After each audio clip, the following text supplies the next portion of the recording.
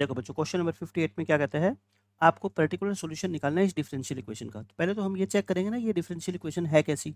आपको आइडिया लग रहा है कि sine square y by x की फॉर्म है, तो वाई बाय एक्स या एक्स बाय वाई की फॉर्म होना, तो मैक्सिमम चांस क्या होते हैं होमोजीनियस डिफरेंशियल इक्वेशन बनने के। तो आप पहले यहाँ से है ना d y by d x निकालो। देखो कैसे करोगे, x sine square y by x minus y और इनटू में क्या है डी एक्स, और इस टर्म को उधर ले जाओ, माइनस क्या है बच्चों एक्स डी वाई। अब आप क्या करोगे, d y by d x निकालना है, तो इस डी एक्स को उधर शिफ्ट कर दो, एक्स को यहाँ ले आओ। अच्छा, माइनस का एक्स है, तो आप ऐसा करो ना, वाई को पहले लिख दो और इस टर्म को यहाँ पे लिख दो, और एक्स को नीचे लेके आओगे तो इसको भी एक्स से डिवाइड कर दो, इसको भी एक्स से डिवाइड कर दो, उधर क्या बच गया आपका d y by d x, यानी कि d y by d x देखो ध्यान से क्या आ गया आपका y by x minus sine square y by x. तो अब तो आपको दिखाई देगी ना कि ये कौन सी इक्वेशन है, होमोजीनियस डिफरेंशियल इक्वेशन है, क्योंकि वाई बाई एक्स की फॉर्म में आ गई। तो अब हम क्या पुट करते थे, वाई बाई एक्स को वी पुट करते थे, या बोल दो वाई को वी एक्स पुट करते थे। तो d y by d x कितना होता है आपका v plus x d v by d x. तो यहाँ पे रखो इसको, v plus x d v by d x. Y by x क्या है बच्चों, v माइनस साइन स्क्वेयर, और ये क्या है आपका v। तो v से v दोनों तरफ कैंसिल कर दे, ये v और ये v कैंसिल हो गया, तो आपका ये बच गया dv, और इसको साइन स्क्वेयर को मैं नीचे लेके आ रहा हूँ, और यहाँ क्या बच गया आपका D x by x, variable को सेपरेट कर दिया मैंने। अब नेक्स्ट स्टेप क्या होगा आपका, डी वी साइन स्क्वेयर ऊपर जाके क्या बन जाएगा आपका कोसिकेंट स्क्वेयर बन जाएगा, और इधर जो है आपका -1/x का इंटीग्रेशन बच्चों क्या होता है माइनस log x, प्लस में क्या कर दो c कर दो।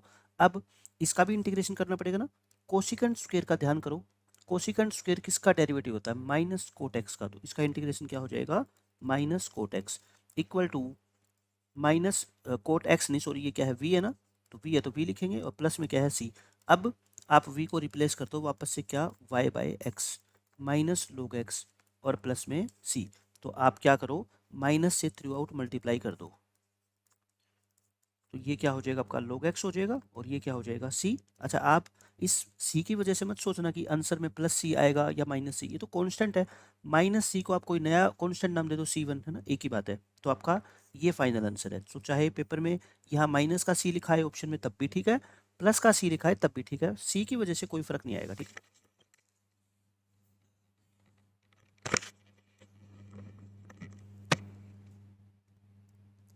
अब देखो, लीनियर डिफरेंशियल का कॉन्सेप्ट है, मैं आपको समझा ही चुका हूँ बेसिक लेक्चर के अंदर सारा, कि लीनियर डिफरेंशियल इक्वेशन दो तरह की होती है, एक्स में होती है, एक वाई में होती है। पी और क्यू की वैल्यू कैसे निकालते हैं कंपेयर करके, फिर सॉल्यूशन का तरीका क्या होता है, ये सब कुछ मैं आपको बता चुका हूँ। क्वेश्चन करते हैं हम, देखो क्वेश्चन नंबर 59। आपको इस डिफरेंशियल इक्वेशन को सोल्व करना है, और बाउंड्री कंडीशन दे रखी है कि जब आप एक्स को पाई/3 लिखोगे तो वाई कितना आएगा, 0 आएगा, ठीक है। ये तो सी की वैल्यू निकालने के लिए होता है।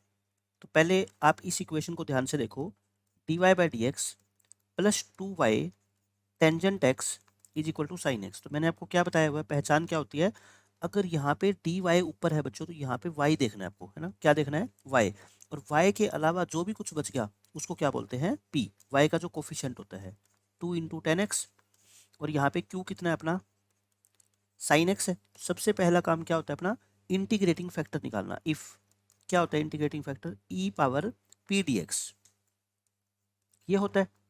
2 को कर दो बाहर, और 10x का इंटीग्रेशन क्या होता है बच्चों, log ऑफ सीकेंट एक्स होता है, log ऑफ सीकेंट एक्स।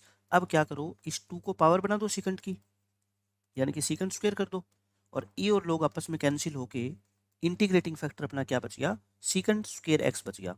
अब बताओ सॉल्यूशन क्या होता है, solution y into integrating factor equal to q into integrating factor, और इस पूरे का एक बार फिर से x की रिस्पेक्ट में डिफरेंशिएशन। अब बोलो y इंटीग्रेटिंग फैक्टर कितना सीकेंट स्क्वायर एक्स, q कितना इस क्वेश्चन में साइन एक्स, और इफ का मतलब फिर से इंटीग्रेटिंग फैक्टर dx। अब आपका सिर्फ काम रह गया इसको इंटीग्रेट करना। तो क्या करोगे आप, साइन एक्स सीकेंट स्क्वायर को नीचे लाके क्या लिख दो, कोस स्क्वायर, तो एक कोस इसके नीचे लिख दो और एक कोस ऐसे लिख दो, क्योंकि ये क्या बन जाएगा साइन बाय कोस होता है 10, और 1/कोस क्या होता है सीकेंट। 10 इंटू सीकेंट का इंटीग्रेशन क्या होता है सीकेंट होता है, सीकेंट एक्स प्लस में सी।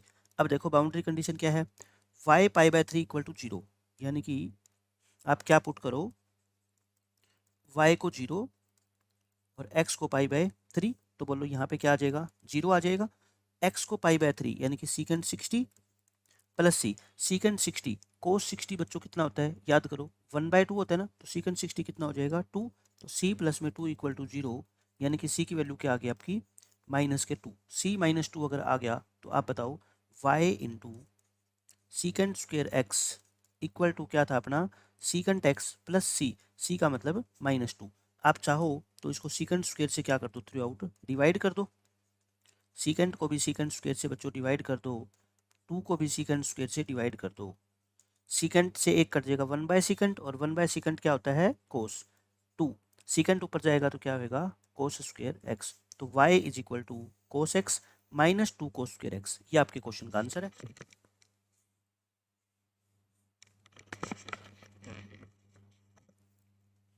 अब देखो नेक्स्ट क्वेश्चन, क्वेश्चन नंबर 60। ये भी सेम क्वेश्चन है, मैंने क्या बताया आपको, ये क्या है y और ये भी क्या है आपका बच्चों y/x है।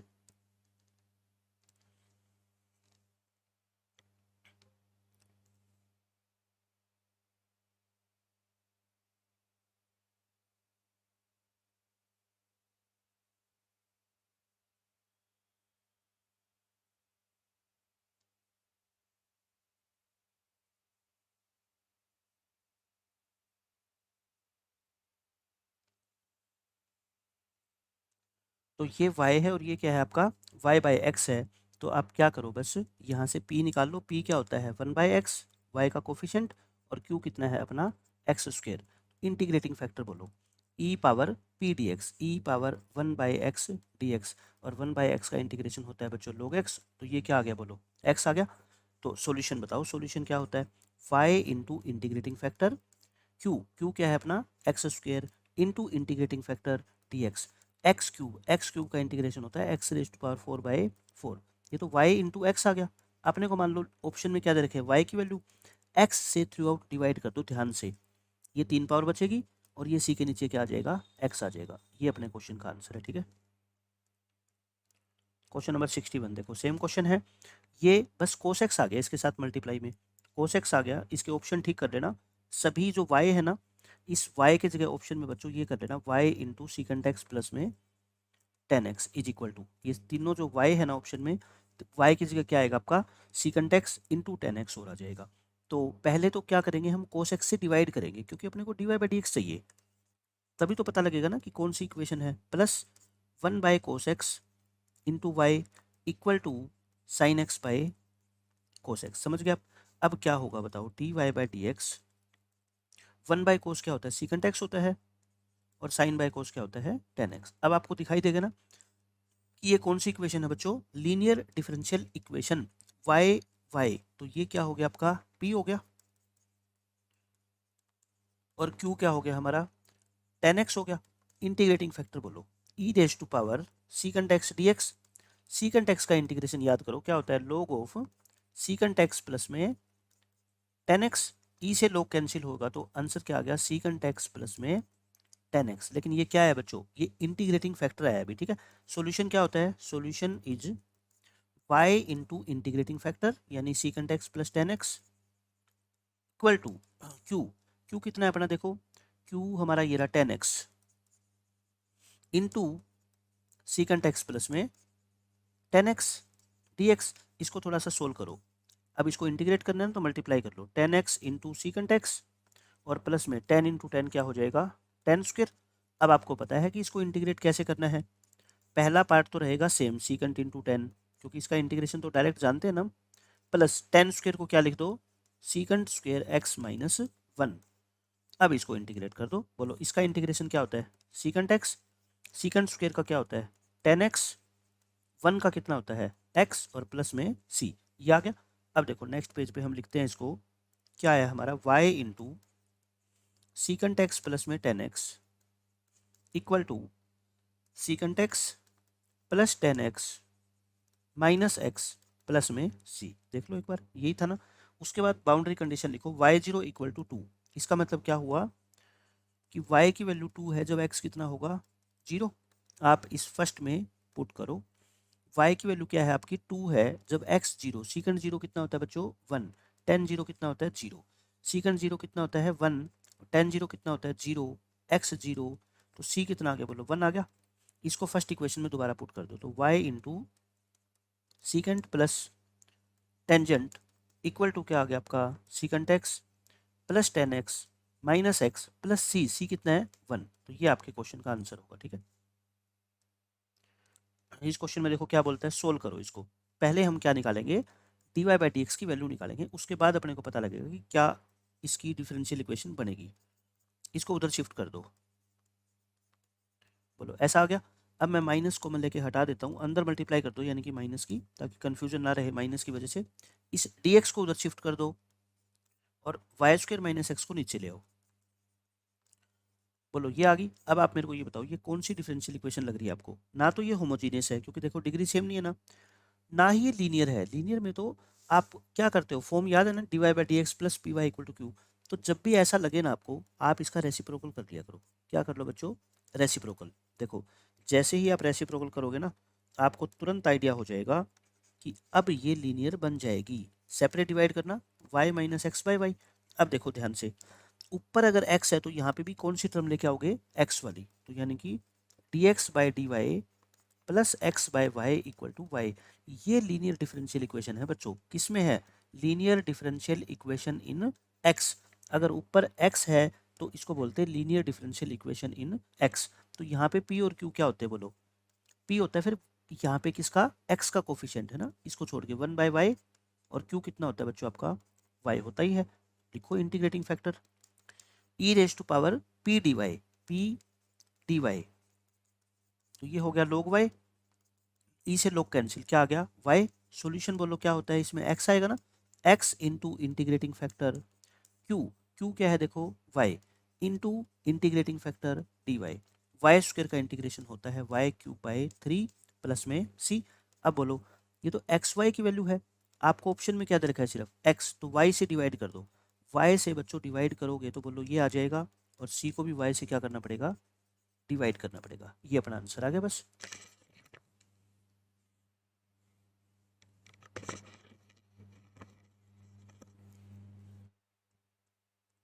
क्वेश्चन नंबर 63 बिल्कुल सेम वैसा ही क्वेश्चन है। यहाँ पे d y by d x निकाल लो आप। D y by d x कितना होगा देखो, वाई अपॉन एक्स प्लस में 3y स्क्वायर आ गया ना। तो अब डिवाइड नहीं कर पा रहे इसको हम, तो इसको रेसिप्रोकल कर दो दोनों साइड को, x plus 3y square divide by y. ये हो गया। अलग अलग डिवाइड करो, x बाई वाई और प्लस में क्या आ जाएगा बच्चों 3y। अब बोलो कौन सी टर्म लेके आओगे, यहाँ x है तो यहाँ पे भी कौन सी टर्म लेके आओगे, x वाली टर्म लेके आओगे। D x by d y minus x by y equal to क्या आ गया आपका 3y। ये हो गया, इक्वल टू 3y आ गया।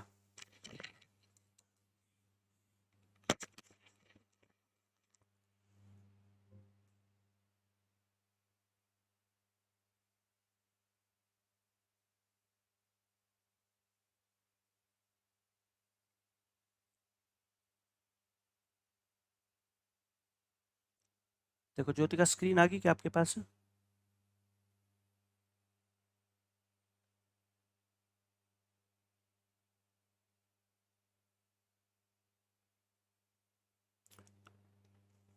स्क्रीन आ गई ज्योति का देखो। Okay. तो ये लीनियर डिफरेंशियल इक्वेशन के बारे में तो आपको पता है ना।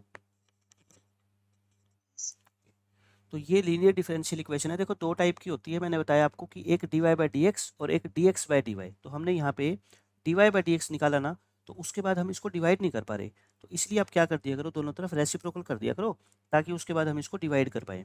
फिर पहचानने का तरीका क्या होता है, यहाँ पे अगर d x by d y है तो एक्स वाली जो टर्म होती है ना, उसको इसके साथ ले आया करो। ये हो गया। अब आप यहाँ से बताओ पी क्या है और क्यू क्या है।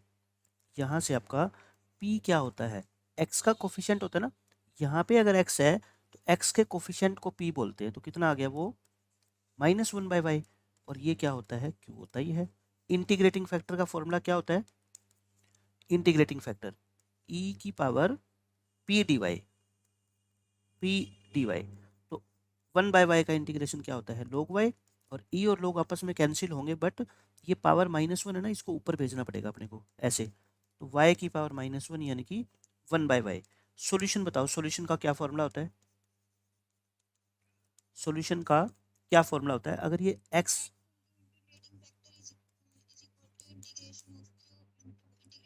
हाँ, तो ये आ गया आपका 3y इंटू 1/y dy। तो y से y कट गया 3 का इंटीग्रेशन हो गया अपना 3y प्लस में c। तो यहाँ से आपका जो ऑप्शन है वो x की फॉर्म में छोड़ रखे, तो y से मल्टीप्लाई कर दो। y से थ्रू आउट मल्टीप्लाई करोगे तो ये आपका आंसर आ जाएगा बस।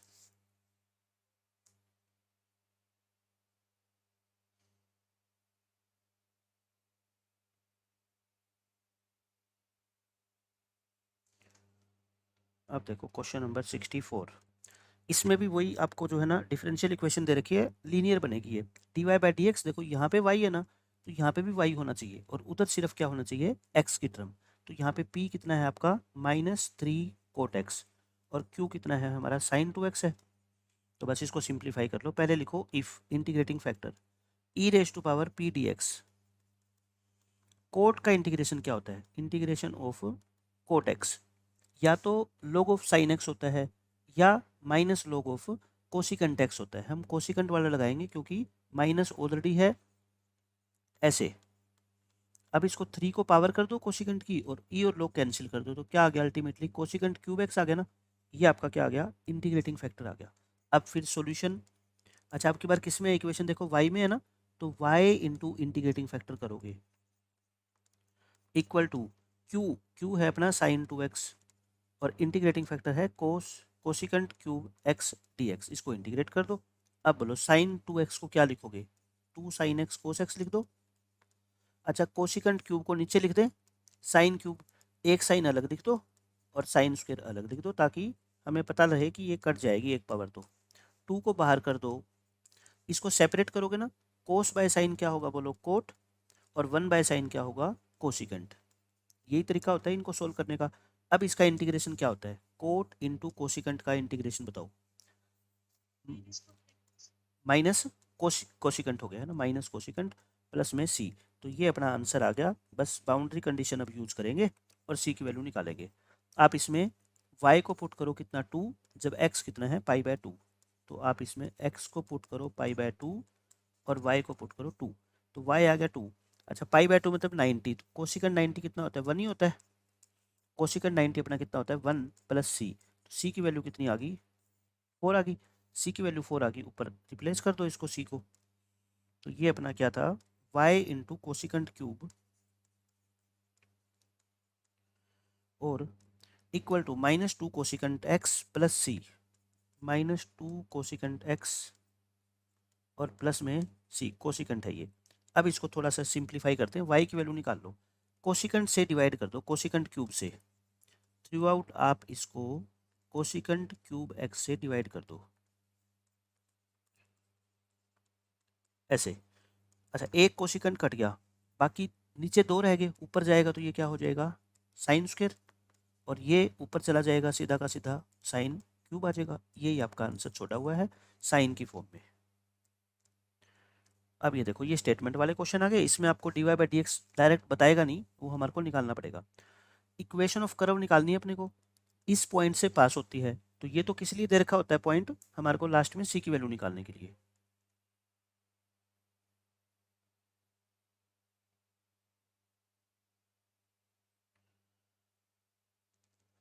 और उसके बाद कंडीशन देखो आपको क्या गिवन है, given that the slope of the tangent. Slope of tangent का मतलब क्या होता है dy बाई डी एक्स। इस पॉइंट के ऊपर ये इक्वल है किसके, sum of the coordinates of the point. Point के कोऑर्डिनेट का मतलब क्या हुआ x प्लस वाई है ना, दोनों का सम यानी कि x प्लस में y। अब बताओ ये डिफरेंशियल इक्वेशन है, ये क्या लीनियर बना सकते हो क्या, y है ना, ऊपर y है तो इसको y वाली टर्म को इधर शिफ्ट करके देखो और कैसे पता लगता है कि ये लीनियर है या नहीं। अगर अपनी राइट हैंड साइड में सिर्फ x की टर्म बचती है ऐसा करने से, तो इसका मतलब है वो लीनियर। ठीक है, तो यहाँ पे p कितना आ गया -1, y का कोफिशिएंट और q कितना आ गया अपना x। तो इंटीग्रेटिंग फैक्टर निकाल दो बस, e raise to power p dx यानी e raise to power -x आ गया। अब लिख दो आप सॉल्यूशन, y में है ये तो y इंटू इंटीग्रेटिंग फैक्टर और q into integrating factor dx। अब बोलो इसका इंटीग्रेशन कैसे करें, x into e raise to power -x का बाय पार्ट्स करोगे, फर्स्ट फंक्शन सेम, सेकंड का इंटीग्रेशन ऐसे होगा माइनस डेरिवेटिव ऑफ फर्स्ट और इंटीग्रेशन ऑफ सेकंड, और फिर पूरे का एक बार फिर इंटीग्रेट करेंगे इसको। तो ये आ गया अपना minus x e raise to power minus x minus minus plus, और e raise to power minus x का फिर से इंटीग्रेशन करोगे, ये आएगा फाइनल। तो y into e raise to minus x, और यहाँ से e raise to power minus x common ले लो, तो माइनस एक्स माइनस के कितना बच गया अपना 1, और प्लस के c into e raise to power क्या आ जाएगा, एक्स आ जाएगा क्या, बताओ यही आएगा, क्योंकि e raise to power minus x common लेने का मतलब आप डिवाइड कर रहे हो इसको e raise to power x से, अंदर e raise to power x से मल्टीप्लाई कर दिया मैंने ताकि ये कट जाए। तो y इक्वल टू आ गया minus x minus one plus c into e raise to x.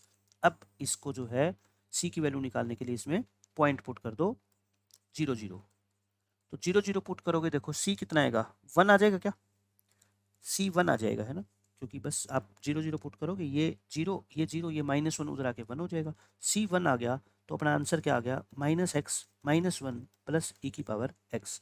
देख लो क्या है, ऑप्शन नंबर ए आ जाएगा बस। 66 में देखो क्या कहता है, वही आपको इक्वेशन निकालनी है करो कि इस पॉइंट से पास होती है, given that sum of the coordinates of any point यानी x प्लस वाई, ये एक्सीड्स मतलब ज़्यादा, ये ज़्यादा है किससे, exceeds the magnitude of slope of the tangent, यानी कि ये टेंजेंट के स्लोप से 5 ज़्यादा है, तो यानी कि ऐसी कंडीशन दे रखी है। अब बताओ ये बन जाएगी क्या लीनियर, ये लीनियर कैसे पहचाने, इन दोनों को एक तरफ कर लो, d y by d x minus y, और इक्वल टू क्या बच गया अपना x माइनस वाई, और ये देखो x का फंक्शन है ना, सिर्फ x का फंक्शन है, मतलब कि y नहीं होना चाहिए उसमें, कांस्टेंट तो हो सकती है, तो यहाँ पे p कितना आ गया आपका -1, और q कितना आएगा x माइनस 5, तो इंटीग्रेटिंग फैक्टर तो वही same e raise to minus x आ गया। सॉल्यूशन में y into integrating factor q है अपना x minus 5 into integrating factor dx। कर लो सोल्व, बाय पार्ट्स दोबारा इंटीग्रेट कर दो इसको, फर्स्ट फंक्शन सेम, सेकंड का integration, minus derivative of first करेंगे 1 आएगा, सेकंड को इंटीग्रेट करेंगे ये आ जाएगा, फिर ये हो गया अपना minus e raise to power minus x x minus 5। अच्छा ये फिर से क्या हो जाएगा minus e raise to power minus x हो जाएगा, क्योंकि इंटीग्रेशन करेंगे -1 नीचे आएगा, और प्लस में क्या आ गया सी, उसी तरह से e raise to power minus x से मल्टीप्लाई कर दो थ्रू आउट, ये हो गया वाई, ये हो गया अपना माइनस एक्स माइनस 5, और ये हो गया 1, और प्लस में सी इंटू क्या आ जाएगा ई की पावर एक्स आ जाएगा, इसको नाम दे दो फर्स्ट इक्वेशन। अब इसमें क्या पुट करोगे, ये वाली वैल्यू, x को पुट करो 0 और y को पुट करो 2, इसमें पुट करो, देखो y को 2 पुट करोगे, x को 0 लिखोगे, बोलो ये कितना आएगा प्लस का 5 आ जाएगा, और माइनस का कितना है 1, और प्लस में c इंटू एक्स को 0 पुट करोगे तो c की वैल्यू कितनी आ गई आपकी -4, 6 आ जाएगी ना, c की वैल्यू देखो 6 आ रही है क्या, 6 ही आएगी, ठीक है, c को 6 लिखोगे तो y अपना क्या आ गया minus x minus 5 -1 plus 6 into e raise to power x, इसको थोड़ा सिंप्लीफाई कर लो, ये ऐसा है +5 -1 plus 6 into e raise to power x, तो माइनस एक्स, और ये कितना हो गया +4 प्लस 6 इंटू ई की पावर एक्स, y को 2 रखा था, अच्छा देखना, ओके हाँ माइनस माइनस का आएगा, मैंने इसको -4 ले लिया, तो ये कितना आएगा 4 माइनस का 2 आएगा ना, c को क्या रख दो माइनस का 2 रख दो, तो c को -2 इधर ही रख देते हैं, -x +5 -1 -2 e raise to power x, तो कितना आ गया ये -x +4 आ गया, +4 और माइनस के 2 ई रेज टू एक्स, देखना है क्या ऑप्शन ये -x +4 -x +4, ये है क्या, ऑप्शन नंबर सी आ जाएगा है ना, ये हो जाएगा। ये देखो 3-4 आसान क्वेश्चन है ये, इसमें आपको इंटीग्रेटिंग फैक्टर निकालना है सिर्फ, तो एक नंबर में ऐसा क्वेश्चन आता है अक्सर, इंटीग्रेटिंग फैक्टर निकालना ना, सबसे पहले आप dy बाई डी एक्स निकाला करो, यानी x से क्या करोगे आप डिवाइड करोगे पहले, और जब भी इंटीग्रेटिंग फैक्टर का क्वेश्चन आएगा इट मीन्स वो लीनियर तो है ही, तभी निकाल पाएंगे। अब देखो ये तो x का फंक्शन है सिर्फ, 1/x आ जाएगा क्या, तो ये कितना आ गया आपका p आ गया -1/x, ये आ गया -1/x, हाँ 1/x आ जाएगा फाइनली है ना, e raise to power -1/x dx, तो -1/x का log x ये पावर में जाएगा तो ये क्या हो जाएगा आपका 1/x हो जाएगा। ये आंसर आ गया। ऐसे ही इस क्वेश्चन में बोलो इंटीग्रेटिंग फैक्टर निकालना है आपको इस डिफरेंशियल इक्वेशन का। तो ये तो इसने खुद नहीं दे रखी है dx/dy की फॉर्म में, तो हमारा तो सिर्फ काम है 1 - y² से थ्रू आउट डिवाइड कर देना। 1 - y² से डिवाइड कर दो into x is equal to ay/1 - y²। अब ध्यान से देखो, ये अगर x है तो यहाँ पे भी क्या होना चाहिए x, और x का जो भी कोफिशिएंट होता है उसको ही तो p बोलते हैं ना। और उधर देखो सारी टर्म किसकी है, y की है। और इंटीग्रेटिंग फैक्टर के लिए अपने को सिर्फ क्या चाहिए होता है, p चाहिए, अपने को q से कोई मतलब नहीं है। तो इंटीग्रेटिंग फैक्टर निकाल दो, e⁻² y/1 - y² dy। क्या करें बताओ, इसका इंटीग्रेशन कैसे करेंगे।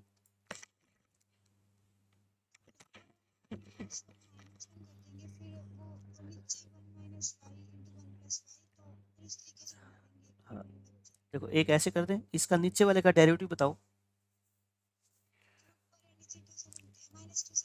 हाँ ऐसे करना है ना, उससे आसान रहेगा। तो -2y/1 - y², e की पावर -1/2, और ये क्या आ जाएगा आपका लोग में आ जाएगा ना, लोग 1 - y²। अब e और लोग तो कैंसिल हो जाएंगे, तो कुल मिला के 1 - y² की पावर कितना आ गया, -1/2।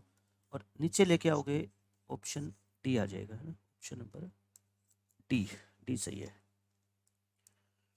अब देखो इसमें क्या है, जनरल सॉल्यूशन निकालना है अपने को। पहले तो इसको थोड़ा सा अच्छे से करके लिखते हैं। क्रॉस मल्टीप्लाई कर लो, y dx minus x d y equal to 0। यहाँ से ऐसे लिख लो, और ये तो वेरिएबल ही सेपरेट हो रहे हैं, तो dx/x आ जाएगा और dy/ में y आ जाएगा। इंटीग्रेट कर दो दोनों तरफ, इसका हो गया log x और ये हो गया log y, और प्लस में log c कर दो। ऑप्शन ये क्या, ओके ठीक है। हाँ x और y दोनों क्या है आपका डिनोमिनेटर में है। अच्छा ये ऐसा है ना, अगर एग्जैक्ट देखना चाहें तो ये y की वैल्यू निकाल रखी है इसने, तो ऐसा है। लेकिन अपने को पता है ये तो कांस्टेंट है, तो ऊपर कांस्टेंट को तो चाहे आप ऊपर शिफ्ट कर दो तो एक ही बात है। ऑप्शन नंबर सी आ जाएगा। इसमें देखो जनरल सॉल्यूशन आपको निकालना है, तो ऐसा क्वेश्चन जब भी आएगा ना, सबसे पहले आप dy/dx निकाला करो, क्योंकि उसके बाद ही आपको पता लगेगा। तो e⁻x dy, और इसको शिफ्ट कर दो वहाँ पे y into e⁻x into 2x और dx। अब आप निकालो dy/dx, -y इंटू e⁻x और माइनस के 2x और e⁻x से डिवाइड कर दो दोनों तरफ। अब ये देखोगे तो लीनियर बन जाएगी, माइनस ये क्या बच गया आपका y, और ये बन गया 2x/e⁻x। तो ये y है तो y वाले टर्म को इधर शिफ्ट कर लो, प्लस y इक्वल टू आ गया -2x/e⁻x। अब तो हो जाएगा ना इजीली सोल्व। ये इंटीग्रेटिंग फैक्टर इसका क्या आ जाएगा बोलो, आपका p आ गया e⁻x, और वो e⁻x से e⁻x कट जाएगा, -2x बच जाएगा, तो वो आसान से इंटीग्रेट कर ही दो। अब देखो ये जो स्टेटमेंट वाले क्वेश्चन है ना, ये अब मैं आपको बताता हूँ। इसमें ये बोलता है कि एक बैलून का सरफेस एरिया एक कांस्टेंट रेट से क्या हो रहा है, चेंज हो रहा है। और इनिशियली इसकी रेडियस कितनी है, 3 यूनिट है। इनिशियली का मतलब हम टाइम को क्या मान के चलेंगे, 0, यानी कि टाइम जब 0 है तो उसकी रेडियस 3 यूनिट थी। 2 सेकंड के बाद इसकी रेडियस क्या हुई, 5 यूनिट्स होगी। जब उसको इन्फ्लेट किया हमने, फुलाया, तो 2 सेकंड के बाद 5 यूनिट होगी। तो रेडियस बताओ आफ्टर टी सेकंड। तो ऐसे क्वेश्चंस में हम क्या करेंगे, देखो पहले सरफेस एरिया को हम, जैसे हमने रेट ऑफ चेंज वाले क्वेश्चन किए थे ना एओडी में, लगभग वैसे ही है। सरफेस एरिया को आप कुछ भी नाम दे दो, ए नाम दे दो, एस नाम दे दो, उससे कोई फर्क नहीं पड़ता। तो ए आपका क्या होता है, ये स्फेरिकल है बैलून, है ना, 4πr²। क्वेश्चन में आपको गिवन क्या है, ये देखो सरफेस एरिया चेंज हो रहा है with respect to time at a constant rate, यानी कि ए चेंज हो रहा है विद रिस्पेक्ट टू टाइम। ये किसके इक्वल है बताओ, किसी कांस्टेंट के इक्वल है ना। रेट कांस्टेंट है, इसका मतलब हम क्या मानेंगे उसको, के इक्वल मानेंगे। तो बस अब आप क्या है, इसको ए की वैल्यू पुट करो, d/dt of a means 4πr² equal to k. इसका डेरिवेटिव आर के रिस्पेक्ट में कर दें, और फिर आर का किसके रिस्पेक्ट में करना पड़ेगा, टी की रिस्पेक्ट में। तो यहाँ से आपका डी आर तो यहीं से ले लो, आर डी आर 8πr², और फिर क्या आ गया अपना dr/dt और बाकी को उधर शिफ्ट कर दो के। अच्छा 8 पाई भी इधर ही रख लो और dt को उधर शिफ्ट कर दो, ये आ गया। अब दोनों तरफ क्या करेंगे, इंटीग्रेशन करेंगे। इंटीग्रेशन करोगे तो इसका कितना आ गया बताओ, 8 पाई आर का आर स्क्वायर बाय 2 आर के रिस्पेक्ट में, और ये क्या आ गया बताओ, के टी प्लस में सी आ गया क्या। तो अब जो आपका टारगेट है ना, वो क्या निकालना है बताओ, किसकी वैल्यू पूछी गई है क्वेश्चन में, आर की। इस इक्वेशन से हम आर की वैल्यू निकाल सकते हैं, बट क्या कमी है बताओ अभी क्वेश्चन में, ना तो हमें ये पता कि के क्या है जो शुरू में हमने माना था, और ये जो कांस्टेंट ऑफ इंटीग्रेशन है ना। हाँ तो इसमें है ना, दो बाउंड्री कंडीशन हम पुट करेंगे। देखो स्टार्टिंग में रेडियस 3 है, इसका मतलब क्या हुआ कि जब t 0 था तो रेडियस क्या होगी 3, और जब t 2 हो गया यानी कि 2 सेकंड के बाद इसकी रेडियस कितनी होगी 5 होगी, तो r कितना हो गया 5 हो गया। तो दोनों से आपकी c और k की वैल्यू निकल जाएगी। तो देखो पहले इसको हम पुट करते हैं इन इक्वेशन नंबर 1। तो क्या आएगा, t को 0 पुट करोगे और r को 3 पुट करोगे, 4 पाई 3 का स्क्वायर। अच्छा t तो 0 है तो c आ जाएगा ना, ये आ गया सी आपका 36 पाई, सी 36 पाई आ गया। अब सेकंड वाली कंडीशन पुट करो, आर को 5 पुट करो, 4 पाई इंटू 5 का स्क्वायर होता है 25, टी को 2 पुट करोगे तो कितना आएगा 2 के। अच्छा प्लस में सी, सी कितना है 36 पाई है, सी आ गया अपना 36 पाई, ये होता है 100। 100 में से 36 माइनस करोगे 64, 64 को 2 से डिवाइड करोगे 32, के आ गया अपना 32 पाई। इन दोनों को क्या कर दो, फर्स्ट इक्वेशन में वापस से पुट कर दो, 4 पाई are square equal to k T, के का मतलब 32 पाई इंटू टी, और प्लस सी, सी का मतलब 36 पाई। अच्छा पाई कॉमन लेके काट दे, 4 भी कॉमन लेके काट दो, पाई भी कॉमन लेके काट दो, आर स्क्वेयर क्या बच गया अपना 8, तो यहाँ से बच गया टी, और पाई भी कॉमन लेके काटो और ये भी कॉमन लेके काटो, तो आर अपना कितना आ गया रूट ऑफ 8t प्लस में 9। और आपसे पूछा भी यही गया है कि रेडियस बताओ आफ्टर t सेकंड, तो टाइम की वैल्यू कितनी है t है, तो यही आंसर आएगा रूट ऑफ 8t प्लस में 9। एक तो इन क्वेश्चन को सोल्व करने का ये तरीका होता है बेसिक। एक दूसरा क्या होता है, हम डेफिनेट इंटीग्रेशन का भी यूज कर सकते हैं। जैसे देखो ये यहाँ के बाद आप क्या कर सकते हो, मैं दोबारा लिखता हूँ इसको, ये भी ठीक है, 8 pi r d r equal to k d t था। आप दोनों तरफ इंटीग्रेशन कर दो और आप ना लिमिट पुट कर दो। बताओ आर की लिमिट कहाँ से कहाँ तक है, आर पहले क्या था 3, फिर क्या हुआ 5, 3 से लेके 5 हुआ। अच्छा टाइम बताओ, जब आर 3 था तो टाइम कितना था 0 था, 0 से इसको 0 से क्या ले हम टी लेना, नहीं टी क्यों 2, 2 है ना, 0 से 2, क्योंकि ये जो रेडियस 5 हुई है ना, तो ये 2 सेकंड्स पे हुई है। ठीक है ये हो गया, तो अब सोल्व करो इसको, 8 पाई आर स्क्वेयर बाय 2, 3 से लेके 5, और ये क्या आएगा अपना के, और ये हो गया टी, और 0 से लेके 2, तो इसमें बोलो कितना आएगा, ये आ गया 4 पाई, और कितना आ गया 25 माइनस के 9 आ जाएगा क्या, और के और इनटू में क्या आ गया अपना ये 2 माइनस 0, तो यहाँ से कितना आ गया ये 16, 16 4 जा 64 इक्वल टू 2 के, तो के की वैल्यू कितनी आ गई वही देखो 32 पाई आ गई ना। तो इस तरीके से आप डेफिनेट से भी सोल्व कर सकते हो, इनडेफिनेट से भी। तो के की वैल्यू आ गई तो डायरेक्ट बस इसमें पुट कर देंगे, आंसर ही आ जाएगा अपना। तो दो वेरिएबल की बजाय हम एक वेरिएबल से भी काम चला सकते हैं। तो ये क्वेश्चन बहुत आसान होते हैं। अब देखो ये वाला क्वेश्चन, इसमें पहले मैं आपको बोर्ड के हिसाब से बता देता हूँ, फिर आपको सीधा मैं शॉर्टकट बताऊंगा। देखो कंपाउंड इंटरेस्ट का पहले कॉन्सेप्ट सीखो आप, कि कंपाउंड इंटरेस्ट ना बिहेव कैसे करता है। छोटी क्लासों में तो बच्चा सिर्फ जो है फॉर्मूला सीखता है, बट ये कैसे बिहेव करता है ये आपको बहुत हेल्प करेगा क्वेश्चन सोल्व करने में। कंपाउंड इंटरेस्ट का मतलब सिर्फ ये होता है कि जैसे आज आपने बैंक में 1,000 रुपये जमा करवाए, प्रिंसिपल 1,000 है, और मैनेजर कहता है कि हम आपको पूरे साल में 10% इसका इंटरेस्ट देंगे, मतलब कि 100 रुपीज़ हम इंटरेस्ट दे देंगे। और हमने कहा कि ठीक है हमारा पैसा आप है ना 1 साल के लिए जमा कर लो। तो बताओ 1 साल के बाद बैंक में हमारा कितना पैसा हो जाएगा, 1,000 तो जमा करवाया था और 10% इस पे इंटरेस्ट लग गया, तो यानी कि 1,100 रुपये जमा हो गए। अब हमने क्या किया, हम बैंक में गए और हमने कहा कि हमारे 1,100 रुपये दे दो। मैनेजर ने हमारे को 1,100 रुपये दिए, और फिर हमने क्या कहा अब इसको वापस जमा कर लो। यानी कि जब स्टार्टिंग हुआ at the start of second year, अब दूसरा साल चालू हो गया, तो अब हमारा प्रिंसिपल क्या होगा बताओ, 1100 होगा ना, और रेट वही है। तो अब की बार जो इंटरेस्ट होगा ना इस साल का, सिर्फ सेकेंड ईयर की बात कर रहे हैं, वो कितना होगा, 110 हो जाएगा ना। अब जो हमारे को 10% इंटरेस्ट मिलेगा वो 1100 रुपये पे मिलेगा। तो मतलब कि हर साल जो प्रिंसिपल होता है उसमें इंटरेस्ट ऐड करके जो नया प्रिंसिपल बनता है उसके ऊपर इंटरेस्ट लगाया जाता है। तो मैं आपको ऐसे बताता हूँ, देखो 2 साल के बाद, आफ्टर 2 इयर्स, आपको बताओ टोटल अमाउंट कितनी मिलेगी बैंक से। टोटल अमाउंट 1100 तो आपके पैसे जमा थे, और 110 रुपये आपके इंटरेस्ट के हो गए, तो 1210 रुपये हो गए ना। अब ये 1210 निकालने का मैं आपको डायरेक्ट तरीका बताता हूँ कि ये सब कुछ हमें कुछ नहीं करना। देखो 10% का मतलब, पहले स्टार्टिंग में कितने थे आपके, 1000 थे, 10% बढ़ के ये कितने हो गए, 1100 हो गए ना। ये 1000 से 1100 बनने में कितना टाइम लगा, 1 साल।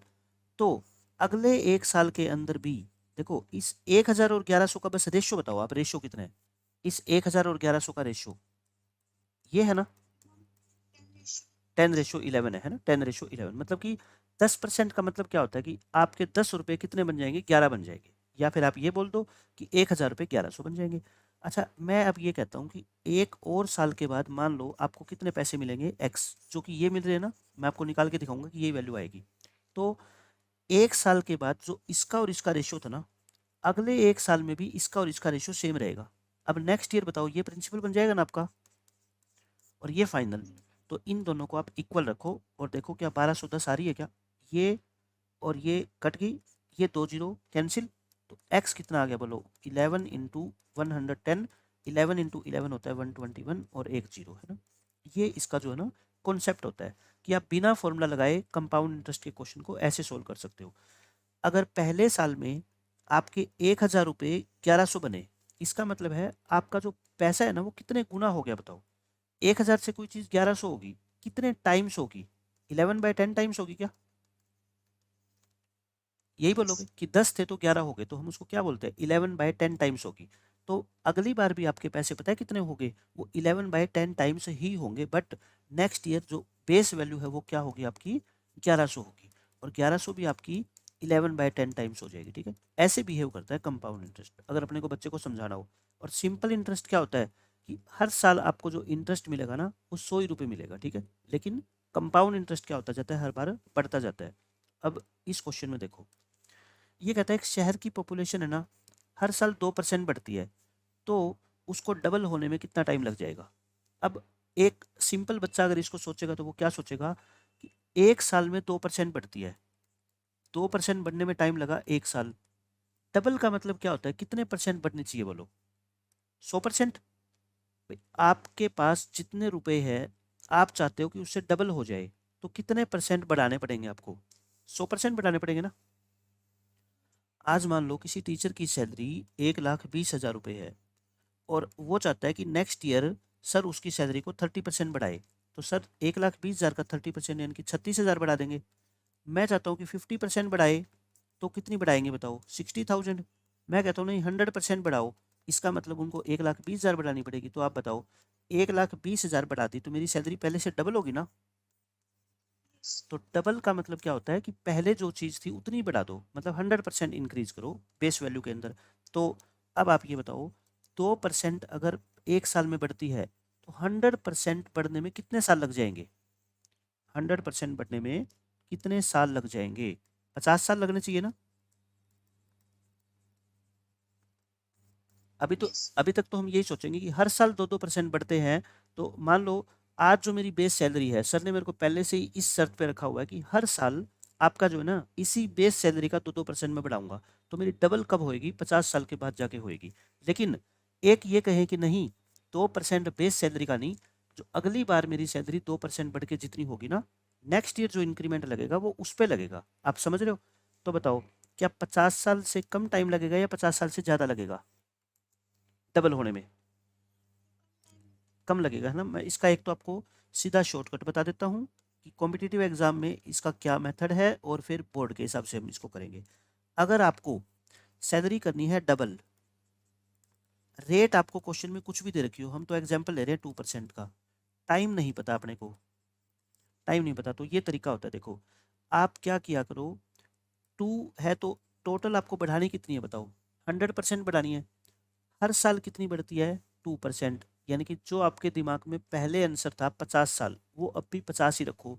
इनटू में log ऑफ कितने गुना करनी है आपको, डबल करनी है तो log 2, ट्रिपल करनी है तो log 3, 4 टाइम्स करनी है तो log 4। अभी हम इसका प्रूफ सीखेंगे, बट कॉम्पिटिटिव एग्जाम में डायरेक्ट आंसर लिख देना आप कितना, 50 log 2। 50 log 2 इस क्वेश्चन का आंसर। में पॉपुलेशन क्या है अपने को नहीं पता, तो लेट कर लो इनिशियल पॉपुलेशन। इनिशियल को आप कुछ भी नाम दे लो, जो आपका मन करे, P0 नाम दे लो, X नाम दे लो, उससे कोई फर्क नहीं पड़ता, ठीक है। एंड T टाइम के बाद पॉपुलेशन आफ्टर T ईयर्स, ये आप मान लो क्या है, P होगी, कैपिटल P होगी। अब अकॉर्डिंग टू क्वेश्चन आप बताओ क्या दे रखा है आपको, रेट क्या दे रखी है। पॉपुलेशन ग्रो करती है 2% के हिसाब से, मतलब P चेंज होता है किसके रिस्पेक्ट में, T के रिस्पेक्ट में। कितना चेंज होता है, 2%। बट 2% किसका बोलो, P का ही तो चेंज होएगा ना। कोई चीज़ आपके पास है और 2% आपको बढ़ाना है, तो 2% आप किसका निकालोगे, जो आपके पास है उसका ही तो 2% निकलेगा। तो यानी कि dp/dt, 2% का मतलब क्या होता है, 2/100 होता है, और ऑफ का मतलब मल्टीप्लाई। तो कितना आ गया, p/50 आ गया। वेरिएबल को सेपरेट करो जरा, dp/p इक्वल टू क्या आ गया, 1/50 dt आ गया। अब वही तरीका आ गया, देखो इसको सोल्व करने का, इंटीग्रेशन करो दोनों तरफ। ये क्या होगा, log p, ये कितना हो गया, 1/50 t प्लस सी कर दें क्या। अब c की वैल्यू निकालनी है अपने को कि ये c क्या होगा, बस उसके बाद ही तो अपना t आ पाएगा। c क्या होगा, देखो आपको अपना पैसा करना है क्या, डबल। अगर डबल करना चाहते हो तो आप बताओ कि ये जो p है वो कितना हो जाएगा आपका। अगर पैसा डबल करना चाहते हो तो ये p जो है ना, अच्छा इसमें एक बात और थी, इसमें पहले तो c की वैल्यू निकाले ना। पहले हम क्या निकालेंगे, c की वैल्यू निकालेंगे। c कैसे निकलेगा बताओ, c बताओ अब कैसे निकालोगे।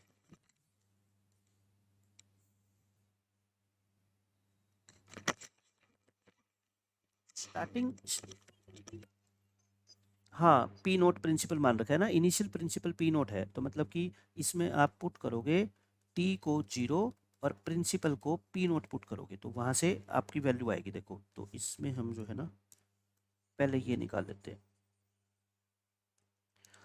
तो ये अपना इंटीग्रेशन करके क्या आ गया था, log p is equal to t/50 और प्लस में c को c मान लो, चलो।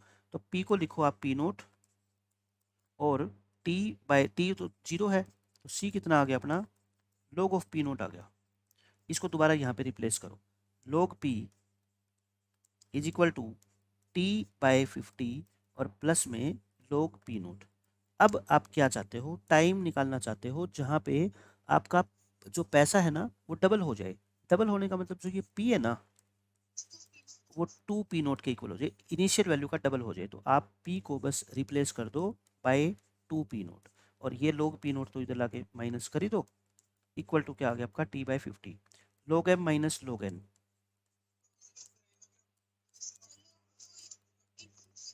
हाँ तो ये आ गया। देखो अब आप इसको बेसिक कॉन्सेप्ट से देखो कि हर बार वो आंसर क्यों आएगा। यहाँ पे अगर मान लो 2% रेट है तो ये 2/100 होगा हर बार, 2/100 ऐसे करके। और ये डबल करना चाहते हो तो ये 2p0 लिखोगे, ट्रिपल करना चाहते हो तो 3p0 लिखोगे। p0 से p0 कट जाएगा, तो देखो ये जो 2 आया है ये कौन सा 2 आया है आपका, डबल वाला है ना। तो ये आप इससे आपको आइडिया लग जाएगा कि पेपर में डायरेक्ट हम इसका आंसर कैसे दे सकते हैं। ये बोर्ड के हिसाब से करना है आपको। अब देखो, हाँ नहीं ये कंपाउंड इंटरेस्ट, हाँ ये फॉर्मूला नहीं है, आप ये समझ लो कॉन्सेप्ट यूज हुआ है। जैसे ये क्वेश्चन है आपका, एनसीईआरटी का क्वेश्चन है, देखो अब ये भी कर देंगे हम, सारे करवाऊंगा मैं आज आपको। जो एग्जाम में आएगा ना सारे क्वेश्चन सोल्व कर दोगे आप। In a culture the bacteria count is this, मतलब एक पर्टिकुलर टाइम पे ये बैक्टीरिया है और नंबर उसका इंक्रीज हो रहा है 10% की रेट से हर 2 घंटे में। In how many hours will the count reach this if the rate of growth क्या है बैक्टीरिया की, प्रोपोर्शनल है वो किसके, टू दी नंबर प्रेजेंट। तो आप लेट कर लो इनिशियल में कितने बैक्टीरिया है, let initial number of bacteria count वो x मान लो। स्टार्टिंग में मान लो किसी कल्चर में x जो है नंबर ऑफ बैक्टीरिया है and number of bacteria count after t, और t ये क्या दे रखा है आपको, आर्स में दे रखा है ना, आफ्टर t आर्स वो कितना मान लो आप, x स्टार्टिंग में मान लो और आफ्टर t के बाद बताओ कितना माने, या फिर ये x मानने की बजाय इनिशियल x नोट मान लो, या ऐसा करो इनिशियल की जरूरत पड़ेगी तो हम मान लेंगे, इनिशियल की जरूरत पड़ेगी तो, क्योंकि ज़्यादा वेरिएबल यूज करने से ना कन्फ्यूजन हो सकती है। आप इसको आफ्टर टाइम t मान लो कितना, x, t टाइम के बाद बैक्टीरिया काउंट कितना हो गया अपना, x हो गया। तो अब बताओ क्वेश्चन में क्या दे रखा है अपने को, क्या चीज़ चेंज हो रही है और किस रेट से चेंज हो रही है, बस ये बताओ। लास्ट वाली लाइन पढ़ो।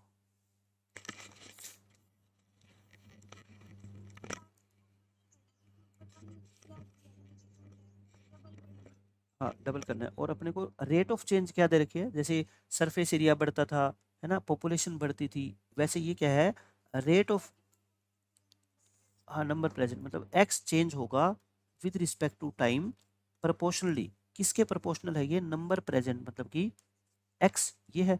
अच्छा अब आप बताओ D x by d T को यहाँ से क्या लिखे, के एक्स लिख दे, के कॉन्स्टेंट ऑफ प्रोपोर्शनलिटी है, के एक्स आ गया, तो बस अब वेरिएबल को सेपरेट कर दो, d x by x is equal to क्या आ गया अपना, के डी टी आ गया, ये के डी टी दोनों तरफ इंटीग्रेट करो इसको, तो log x is equal to k t plus में सी।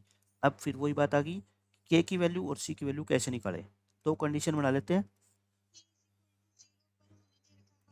हाँ t is equal to 0 put करोगे तो x की वैल्यू है 1 लैक्स, और t कितना हो गया आफ्टर 2 आवर्स है ना, आफ्टर 2 आवर्स मतलब टाइम हो गया 2 आवर्स, बैक्टीरिया 10% बढ़ गए, तो बताओ 2 आवर्स के बाद कितने हो गए, इनिशियली 1 लाख थे, नहीं 10%, 1 लाख का 10% कितना होता है, 1 लाख का 10% कितना होता है, 10,000, तो ये कितने हो गए अपने, बैक्टीरिया काउंट यानी एक्स कितना आ जाएगा, 1,10,000 हो जाएगा। ठीक है, ये दोनों कंडीशन पुट करो और वैल्यू निकाल के देखो।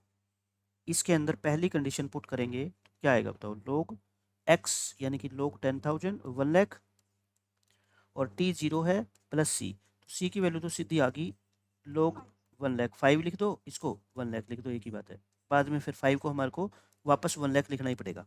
अच्छा इसको पुट करेंगे तो बताओ क्या आएगा, लोग एक्स, एक्स का मतलब 1,10,000, टी को 2 पुट करो तो 2k प्लस में सी, सी का मतलब लोग 1 लाख, तो अपने को तो के निकालना है अल्टीमेटली, तो इसको ऐसे लिख दे, 1,10,000 को आप डिवाइड कर दो 1 लाख से, तो 11/10 आ गई ये, लोग 11/10, के कितना आ गया अपना, हाफ ऑफ लोग 11/10, और अपने को के और सी निकालना होता था जैसे पहले निकाला था, ये के आ गया और ये सी आ गया, इन दोनों को आप फर्स्ट इक्वेशन में पुट करो, log x equal to k t plus सी था, देखो log x equal to k t plus में सी, तो आप के को पुट करो, के देखो कितना है आपका, हाफ ऑफ लोग 11/10, लोग 11/10, और टी, टी तो लगाएंगे, सी, सी कितना था आपका, लोग 1 लाख था ना, यानी कि इसको क्या लिख दो, 5 लिख देते हैं, चलो। अब आपको क्या निकालना है देख लो, अब निकालना है कितने टाइम के बाद बैक्टीरिया कितने हो जाएंगे, 2 लैक्स हो जाएंगे, मतलब टी की वैल्यू निकालनी है, और पुट करो एक्स की वैल्यू को क्या लिखोगे बताओ, 2 लैक्स, तो एक्स को लिखो आप 2 लैक्स, और टी निकालना है आपको, तो देखो यहाँ से टी निकल ही जाएगा, ये टी को ऐसे पड़ा रहने दो ऐसे, ये लोग 2 लैक्स को लोग 2 इंटू 1 लाख लिख दे, क्या ऐसा लिख दे, एक ही बात है ना, फिर मैंने लोग की प्रॉपर्टी लगा दी, क्योंकि वो 5 दिख रहा है ना अपने को उधर, ये 5 इस 5 से कैंसिल हो जाएगा, क्योंकि अपने को पता है लोग 1 लाख भी कुल मिला के 5 ही होता है, तो ये कट गया, टी निकालना है, तो टी बोलो कितना आ गया, लोग 2 तो है ही, और ये पूरी चीज़ यूं की यूं नीचे आ जाएगी ना,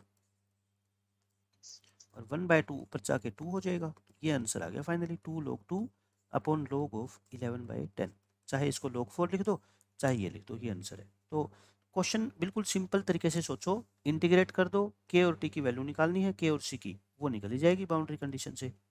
ये देखो अब हम इसको सिंपल तरीके से करेंगे, रेट है आपकी बार 5%, और आपको कहता है कितना टाइम लगेगा डबल होने में।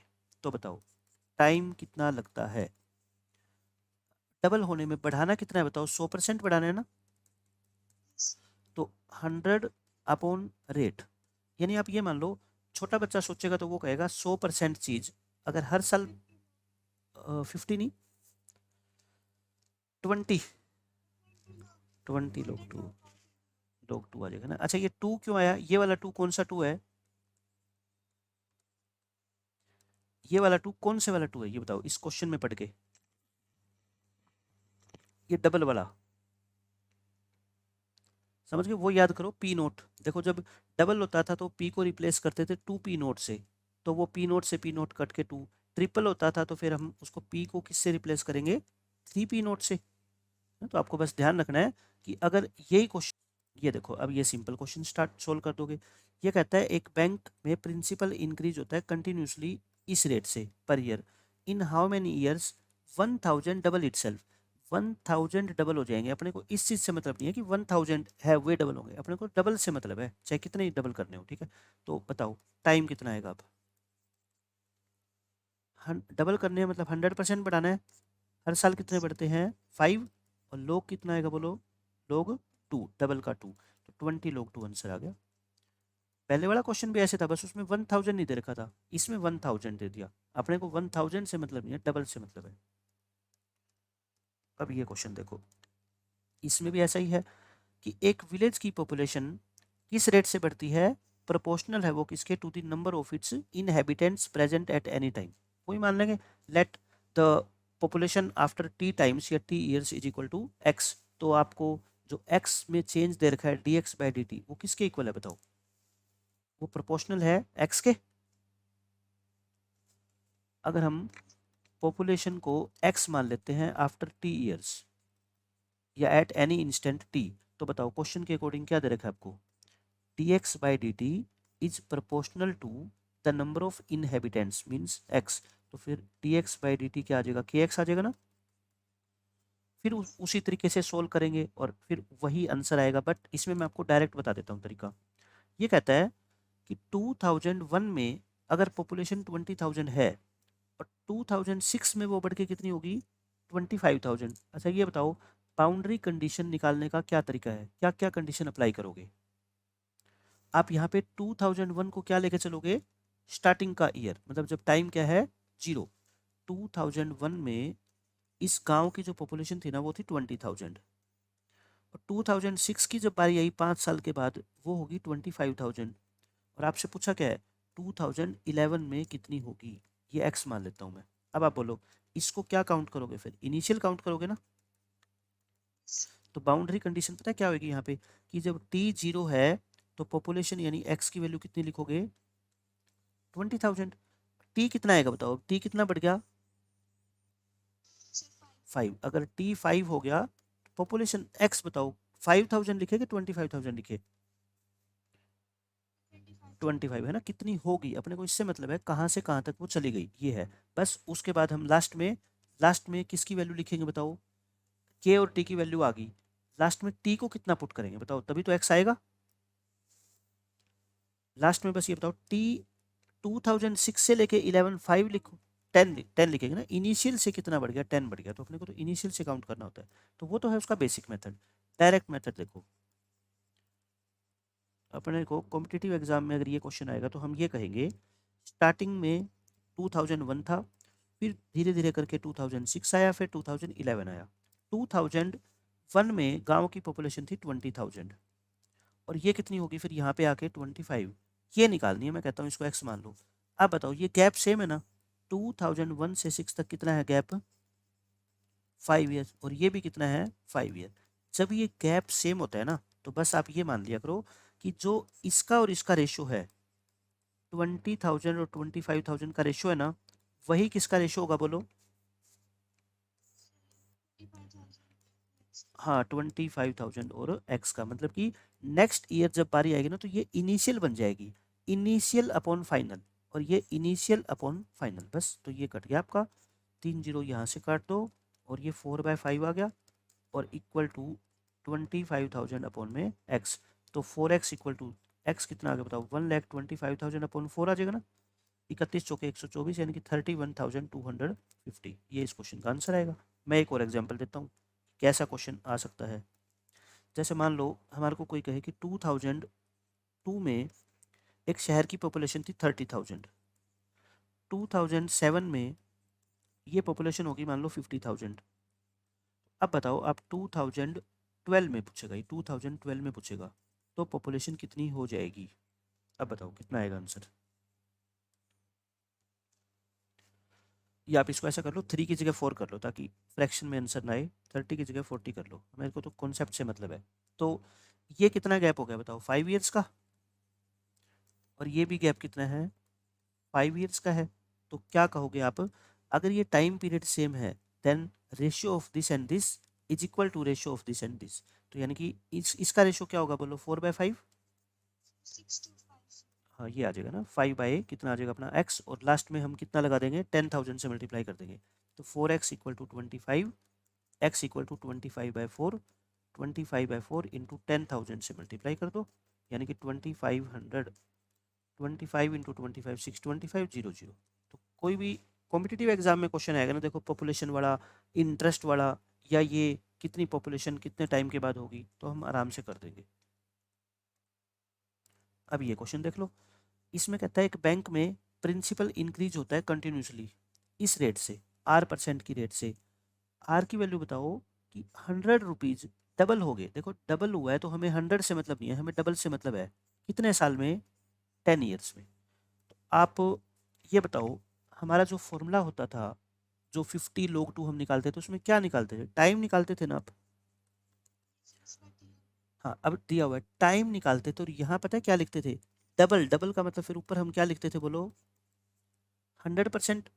डबल का मतलब क्या होता है, 100% बढ़ गया। नीचे क्या लिखते थे, हर साल R%, हर साल कितना बढ़ता है, इनटू में क्या लिखते थे, log 2 है ना, 2 कौन से वाला, ये डबल वाला। बस अब वैल्यू पुट कर दो, टाइम कितना दे रखा है 10, हाँ ये क्या आ गया अपना R, और ये कितना आ गया, तो ये कट गया, तो R इधर ले आओ, 10 log 2 आ गया, और log 2 की वैल्यू दे रखी है अपने को 10 इंटू 0.6931, 10 से मल्टीप्लाई करोगे 6.931 आ जाएगा, और आंसर छोड़ रखा है 6.93%, इस रेट से होगा, ठीक है 6.93%, ये मतलब है। अब देखो 78 क्वेश्चन में क्या कहता है, एक बैंक में प्रिंसिपल कंटिन्यूसली इंक्रीज होता है 5% की रेट से, और ये कहता है 1,000 रुपये हमने मान लो जमा करवाए आज की डेट में, तो ये 10 ईयर के बाद कितने हो जाएंगे, 10 साल के बाद बैंक हमारे को कितने पैसे देगा। एक तो मैं इसको आप बेसिक मेथड से समझा देता हूँ, और फिर मैं आपको शॉर्टकट बताऊंगा, ठीक है। बेसिक मेथड क्या है इसका बच्चों, इनिशियल प्रिंसिपल आपको 1,000 दे रखा है, और फाइनल बताना है आपको, है ना, 10 साल के बाद कितना हो जाएगा, और रेट कितनी है 5%। तो लेट कर लेते हैं, प्रिंसिपल आफ्टर 10 ईयर्स, जो 10 ईयर्स के बाद प्रिंसिपल होगा बच्चों वो कितना होगा, x होगा, मान लेते हैं, ठीक है। इनिशियल प्रिंसिपल को हम क्या मान लेते हैं, p मान लेते हैं एक बार के लिए। क्वेश्चन के अकॉर्डिंग क्या दे रखा है अपने को कि ये इनिशियल प्रिंसिपल जो p है ना, वो चेंज हो रहा है टाइम की रिस्पेक्ट में, किस रेट से, 5%। किसका 5% चेंज होगा बच्चों, इनिशियल का ही होगा, 5% ऑफ p। तो dp/dt 5% का मतलब क्या होता है, 5/100 यानी कि 1/20। अब आप क्या लिखते हैं, dp/p, इंटीग्रेशन करना है ना अपने को, तो वेरिएबल को सेपरेट करना पड़ेगा, इंटीग्रेशन कर दो, dp/p इक्वल टू 1/20 को चाहे बाहर कर दो dt। अच्छा अब बात आती है लिमिट की, अब लिमिट बताओ कैसे पुट करें। अब इसके अंदर आप पुट करोगे p की लिमिट, देखो p होता है initial principal, initial principal p था, वो कितना था, यानी कि प्रिंसिपल कहाँ से कहाँ तक चेंज हुआ, 1,000 से लेके फाइनली कितना हुआ, हमने कितना माना x, ठीक है।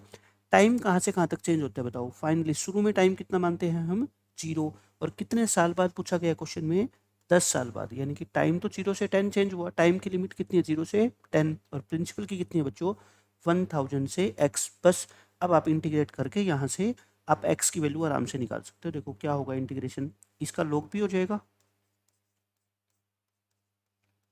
अच्छा बेस अब की बार अपने को ई मानना पड़ेगा, है ना, क्योंकि ई में दे रखा है क्वेश्चन, और ये कितना होगा 1/20, और dt का t होता है, और फिर लिमिट पुट करेंगे तो कितना आ जाएगा ये 1/2, और इसको लिमिट पुट करो, पी की जगह पहले क्या पुट करोगे बच्चों x, और फिर क्या पुट करोगे 1000। अच्छा 1000 लोग 1000 को अब की बार 3 मत लिख देना। क्यों नहीं लिख रहे 3? क्योंकि वो बेस 10 पे होता है, ठीक है। यहाँ पे बेस कितना मानना पड़ेगा अपने को, ई मानना पड़ेगा। तो अब आप बताओ इसको आगे सोल्व कैसे करें। लोग बेस सेम है तो इसको x/1000 लिख दे और इक्वल टू 1/2, और ई यहाँ से x/1000 कितना आ जाएगा बोलो, e⁻⁴ 0.5 आ जाएगा। तो x कितना आ जाएगा बच्चों 1000 इंटू e⁻⁵, और e⁻⁴ 0.5 की वैल्यू अपने को दे रखी है 1.648। आंसर कितना आ गया 1648 रुपीज। बिल्कुल आसान क्वेश्चन था, अच्छा क्वेश्चन है एग्जाम के हिसाब से। ये अपने क्वेश्चन का आंसर है, ठीक है। अब मैं आपको बताता हूँ बच्चों इसका शॉर्टकट। ये देखो, और ये ना बहुत ही इंपॉर्टेंट है, और मैं जितने भी 72 के बाद क्वेश्चन आज हमने किए ना वो सारे के सारे क्वेश्चन मैं आपको इस शॉर्टकट से करके दिखाऊंगा।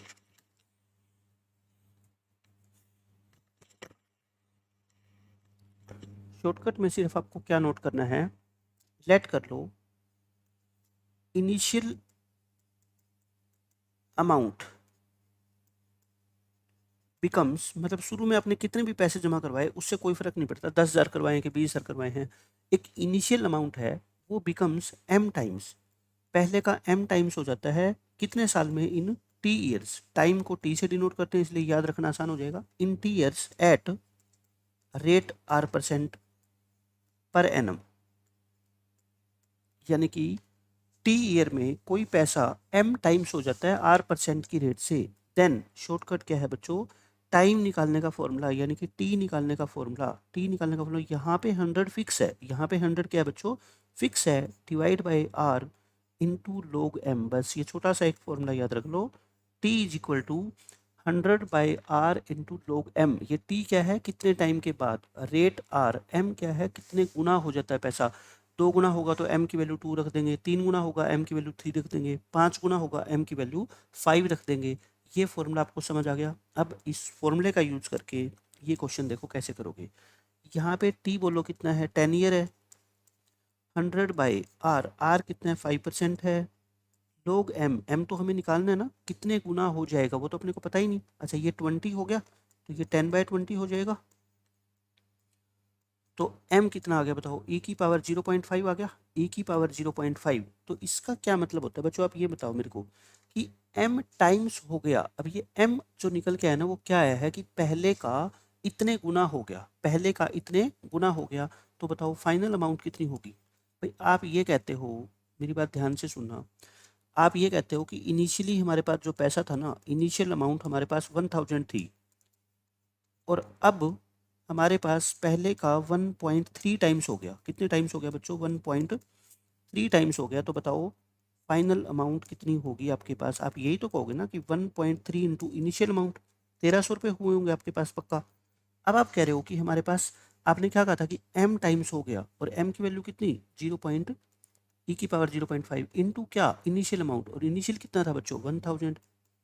तो बस देखो वही तो आंसर आ गया 1.648 इंटू 1000 यानी कि 1648। तो ये m क्या होता है बच्चों, कितने गुना पैसा हो गया। तो m की मल्टीप्लाई किससे करनी पड़ेगी आपको, इनिशियल अमाउंट से करनी पड़ेगी ना। जैसे 1.3 टाइम्स होता था तो इस 1.3 की मल्टीप्लाई आपने किससे की, इनिशियल से, तभी तो फाइनल आएगा।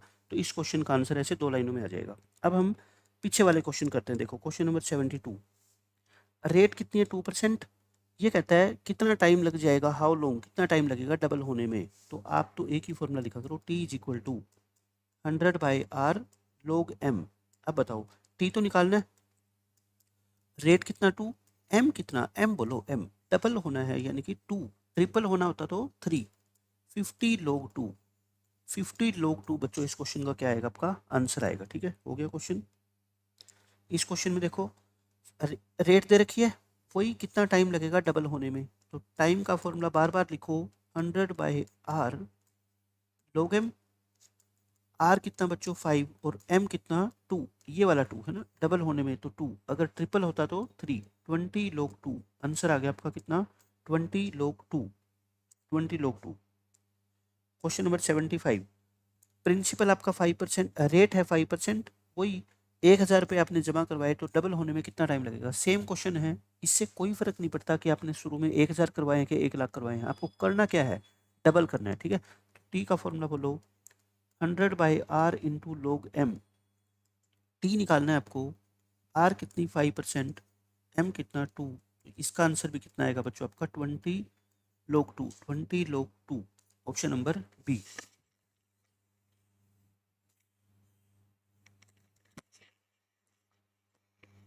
तो बस इस फॉर्मूले में ये ध्यान रखना कि इस बात से कोई फर्क नहीं पड़ता कि स्टार्टिंग में कितना था और एंड में कितना होना है, बस डबल होना है, इस बात से फर्क पड़ता है, ठीक है। ये देखो सेम क्वेश्चन है, एक बैंक में प्रिंसिपल इंक्रीज होता है R% की रेट से, आर की वैल्यू निकालनी मतलब उसकी रेट निकालनी है, 100 रुपीज डबल हो जाएंगे 10 ईयर में। आपको तो एक ही फॉर्मूला लिखना है ये, इसमें क्या क्या वैल्यू दे रखी है, टी कितना बच्चों 10, आर निकालना है, डबल होना है यानी कि log 2, तो ये 10 से 10 कट गया, आर इधर ले आओ, 10 log 2, log 2 की वैल्यू क्वेश्चन में दे रखी है, देखो कितनी है 0.6931, तो कितना आ जाएगा 6.931 या फिर 6.93%, 6.93% आपके क्वेश्चन का आंसर है। अब ये देखो, ये एक अलग क्वेश्चन है बाकियों से, इसमें क्या कहता है, एक विलेज की पॉपुलेशन जो है ना किस रेट से इंक्रीज हो रही है, जितने आज वहाँ पे क्या है पर्सन मौजूद है। जैसे मान लो आज 1 लाख लोग हैं किसी गांव में, तो उसका 10% हर साल क्या हो जाता है इंक्रीज। इसका मतलब क्या हुआ बच्चों, जैसे कंपाउंड इंटरेस्ट इंक्रीज होता है ना, कि पहले आपने स्टार्टिंग में बैंक में 1000 रुपये जमा करवाए। देखो मैं इसका एक एग्जाम्पल देके आपको समझाता हूँ कि कंपाउंड इंटरेस्ट कैसे वर्क करता है। जैसे इनिशियली आपने 1 लाख रुपये या 10,000 रुपये बैंक में जमा करवाए, 10,000 रुपये बैंक में जमा करवाए और रेट है बैंक की 10% पर एनम। 1 साल के बाद पैसा पता है कितना हो जाएगा, आफ्टर 1 ईयर आपका पैसा कितना हो जाएगा, 10,000 तो रहेंगे, इसका 10% और बढ़ गया, यानी कि 1,000 रुपये इंटरेस्ट बढ़ गया, कितने हो गए 11,000। अब आफ्टर 2 ईयर आप बैंक में जाओगे ना, कंपाउंड इंटरेस्ट की बात कर रहा हूँ मैं, CI की, ठीक है, वो कैसे बिहेव करता है ये बता रहा हूँ आज आपको मैं। 11,000 रुपये तो आपके रहेंगे जो आपके 1 साल के बाद हो गए थे, इस 11,000 रुपये के बाद 10% और इंटरेस्ट आपको मिलेगा, यानी कि 12,100 रुपये हो जाएंगे। फिर अगर 3 साल के बाद आप जाओगे ना बैंक में, तो आपको कितना पैसा मिलेगा, ये 12,100 तो पहले ही हो चुके आपके 2 साल के बाद, फिर इस 12,100 पे 10% और इंटरेस्ट यानी कि 1210, तो ये कितना हो जाएगा आपका 13,310 रुपये। ऐसे कंपाउंड इंटरेस्ट बिहेव करता है, मतलब कि जो सेकेंड ईयर के एंड में आपकी अमाउंट थी ना, वो थर्ड ईयर के स्टार्टिंग के लिए क्या बन जाता है, आपका प्रिंसिपल बन जाता है, ठीक है, ये होता है ऐसा। अब मैं कहता हूँ इतना निकालने की जरूरत नहीं थी, इनिशियल मान लो आपको दे रखा होता क्वेश्चन में, इनिशियल अमाउंट आपने जमा करवाई या प्रिंसिपल बोलते हो इसको 10,000 रुपये, और रेट है बच्चों कितनी, रेट है बच्चों कितनी 10% पर एनम। तो मैं ये कहता हूँ फर्स्ट ईयर के एंड में कितनी होगी, सेकेंड ईयर के एंड में कितनी होगी और थर्ड ईयर के एंड में कितनी होगी। फर्स्ट ईयर के एंड में कितनी होगी, मान लो 11,000 होगी। सेकेंड ईयर के एंड में आप ये मान लो ना, आप सिंपल ऐसे कर लो, रेट कितनी है 10% है, 10% का मतलब क्या होता है बच्चों 1/10 है ना, ये होता है। इसका मतलब है कि आपने 10 रुपये आज अगर जमा करवाया ना, तो 1 रुपये आपको क्या मिलेगा इंटरेस्ट। तो बताओ अमाउंट कितनी हो जाएगी, 11 रुपये हो जाएगी ना। मतलब अगर फर्स्ट ईयर में आपने 10 रुपये जमा करवाए थे, तो वो सेकेंड ईयर में कितने हो जाएंगे 11। अब ये जो रेशियो है ना बच्चों, ये रेशियो 10 से 11 है, तो यहाँ पे भी ये 10 से 11 होना चाहिए। इसका मतलब जितना रेशियो फर्स्ट और सेकंड ईयर का है ना, उतना ही रेशियो सेकंड और फाइनल ईयर का होगा। तो आप इसको क्या लिख सकते हो, ये सिर्फ मैं आपको बता रहा हूँ, अगर नहीं भी समझ आती तो बेसिक मेथड ऊपर मैंने आपको समझा रखा है, ठीक है। इसमें अगर पहला रेशियो 10 से 11 है ना, तो बच्चों ये जो 11 और x का जो रेशियो है ना, ये भी इस 10 और 11 के बच्चों क्या होगा सेम। तो मतलब कि 10x की वैल्यू कितनी होगी यहाँ पे 121, तो x कितना होगा 121/10 यानी कि 1.21। इस तरीके से आप इस क्वेश्चन को सोल्व कर सकते हैं, ठीक है। मतलब कि स्टार्टिंग में अगर पैसे आपके 10 से 11 हुए, तो अगले साल आपके 11 से कितने हो जाएंगे, वो 1.21। देखो ये 1.21 इसी से आएगा, ठीक है। अब ये क्वेश्चन देखो, 2001, फिर 2006 और फिर 2011, इनमें टाइम गैप बच्चों सेम होना चाहिए, तभी हम ये फॉर्मूला लगा सकते हैं। देखो ये कितना है 5 ईयर का गैप है ना, और ये भी कितना है 5 ईयर का गैप है।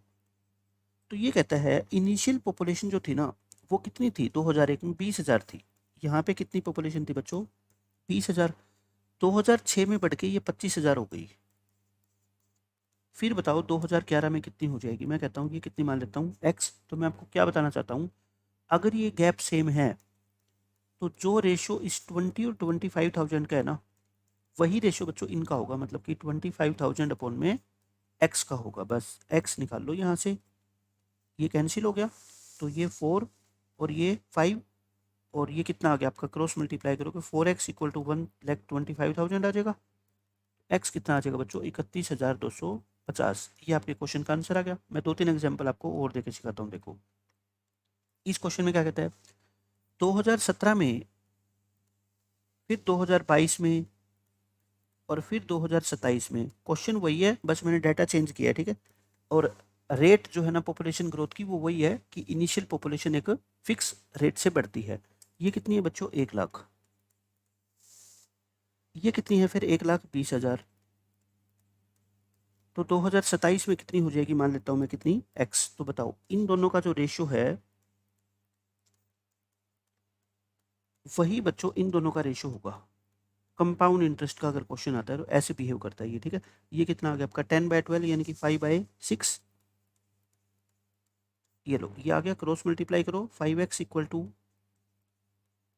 ये आ जाएगा, x कितना आएगा बच्चों, इसको 5 से डिवाइड कर दो तो 1,44,000 आ जाएगा। 1,44,000 हो जाएगी पॉपुलेशन 2027 में। अब ये देख लो इस क्वेश्चन में क्या कहता है आपको, 2017 में पॉपुलेशन, वही डाटा चेंज किया सिर्फ मैंने, फिर 2022 में, फिर 2027 में।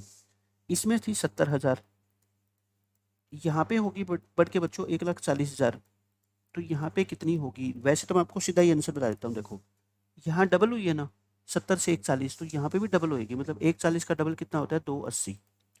इस क्वेश्चन का आपका आंसर आ गया 2,80। बट उसी तरीके से निकालोगे, यानी कि जो रेशो 70,000 और 1,40,000 का है, वही रेशो 1,40,000 और x का रहेगा। ये कितना है बच्चों, 1/2 है अपॉन में x। तो x कितना आ गया आपका, 2,80,000 आ गया, ठीक है। तो चाहे डायरेक्ट सोच लो, चाहे आप इस तरीके से निकाल लो, बात एक ही है। डायरेक्ट कब सोच पाओगे, जब ये एक 2 टाइम्स 3 टाइम्स हो ऐसे। अगर पॉइंटों में आ जाए तो फिर आप डायरेक्ट मुश्किल से सोच पाओगे। इसलिए क्या करता है, बेसिक मेथड हमेशा काम करेगा आपका। तो ये डिफरेंशियल इक्वेशन के अच्छे क्वेश्चन थे 78।